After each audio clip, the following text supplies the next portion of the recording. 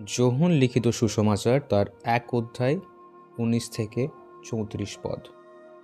বাপ্তিস্মদাতা যোহন অস্বীকার করলেন যে তিনি খ্রিস্ট।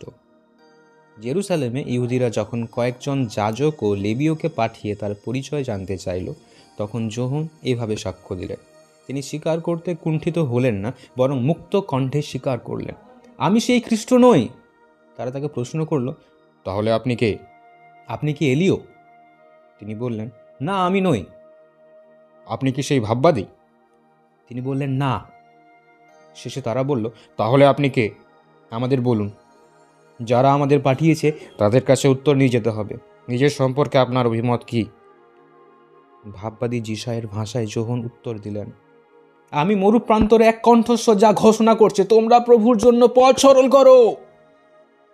তখন ফরিসীদের প্রেরিত কয়েকজন লোক তাকে প্রশ্ন করল, আপনি যদি খ্রিস্ট এলিও বা সেই ভাববাদী না হন, তাহলে বাপ্তিস্ম দিচ্ছেন কেন? যোহন উত্তর দিলেন, আমি তোমাদের জলে বাপ্তিস্ম দিচ্ছি ঠিকই, কিন্তু তোমাদের মধ্যে এমন একজন দাঁড়িয়ে আছেন যাকে তোমরা জানো না। তিনি আমার পরে আসছেন, তার চটি জুতো বাঁধন খোলারও যোগ্যতা আমার নেই। এই সমস্ত ঘটল জর্ডন নদীর অপর পাড়ে বেথনিতে, যেখানে যোহন লোকদের বাপ্তিস্ম দিচ্ছিলেন। যোহন যিশুর সাক্ষ্য দিলেন।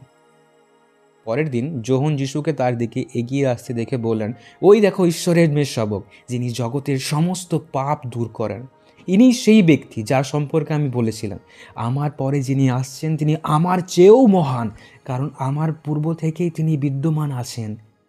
আমি নিজে তাকে জানতাম না, কিন্তু তিনি যেন ইসরায়েলের কাছে প্রকাশিত হন, সেই জন্যই আমি জলে বাপ্তিস্ম দিতে এসেছি। তারপর যোহন এই সাক্ষ্য দিলেন, আমি পবিত্র আত্মাকে কপোতের মতো স্বর্গ থেকে নেমে আসতে দেখলাম। তিনি তাহার উপরে অধিষ্ঠান করলেন।